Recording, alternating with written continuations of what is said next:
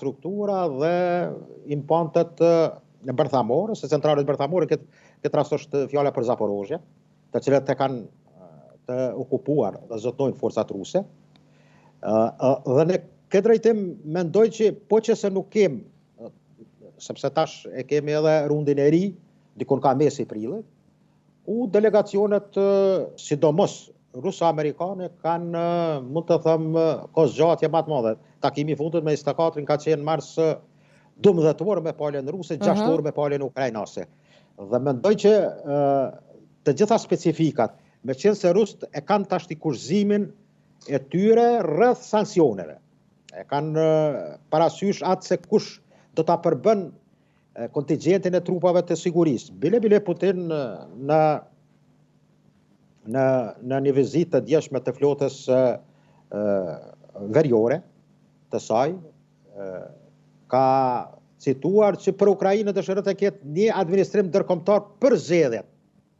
Do thotë tash kërkesat ruse vetëm po vinë duke u shpalosur dhe që kanë në esencë prolongimin e kësaj ose të arritjes së qëllimeve të tyre për të zgjatur okupimin territorin e kam fjalën, e cila mund të ndaj taman vinë e Dnjeprit, nuk janë rastësisht me goditet në Dnjepropetrovsk, ku do thotë baza më e fortë që ka qenë zona industriale e Ukrainës, dhe në këtë drejtim mendoj që për të arritur paqja kemi bukur shumë kohë për të pritur, nga se 24 orë që i Trumpit duket... E qartë, 24 orë që... Sa do shkoj për ju inshallah nuk shkoj 24 muaj. Është rëzjatur,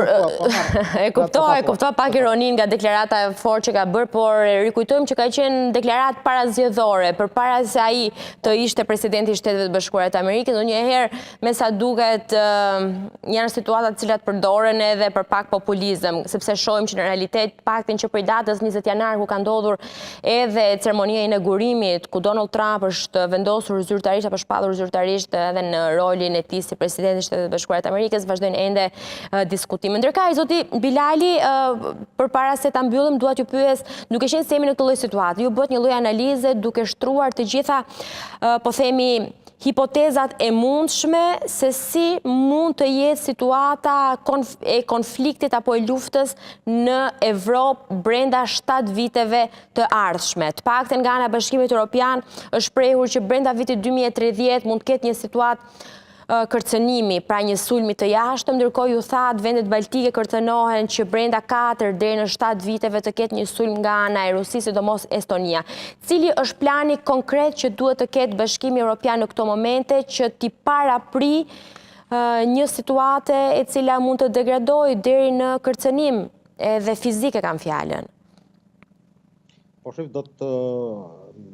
lidhen në takimin e NATO-s në Bruksel, në javën e ardhshme, është ironi takim, por nuk dihet a do të marrin pjesë amerikanët. Sepse takimin e para kësaj radhe, amerikanët, vetëm ministri, sekretari i mbrojtjes, ka qenë në hyrje dhe nuk ka qenë më i pranishëm. A do të marrin pjesë amerikanët është pikë pyetje, unë besoj që jo, nga se të gjitha vendet, shef, koncepti i NATO-s të armës së NATO-s është paka shumë në dilemë, nga se mund të them dualiteti me një forcë të ardhshme evropiane është, mund të them, deri diku edhe një goditje për vetë NATO-n, nga se pa pjesëmarrjen e amerikanëve që janë forca kryesore, është vështirë të flitet për një siguri evropiane të qartë dhe mund të them edhe të sigurt, nga se evropianët kanë buxhet, kanë mundësi financiare, por nuk kanë kapacitetet të armatimit. Dhe në këtë drejtim mendoj që ajo që i përket aspektit të mbrojtjes kundërajrore dhe sidomos një kundërpërgjigje të armëve strategjike, armëve bërthamore, Evropa është, mund të them, në situatë zero, pa Amerikanë. Dhe në këtë drejtim mendoj që evropianët gjenden në një rrugë të startimit të forcave të tyre mbrojtje, që merr kohë, do thotë për posmjeteve, nuk mund të arrijen ato për një kohë të shkurtë, dhe ky vjet a mund të arrihet për një deceni 10 vjet, apo më tepër, është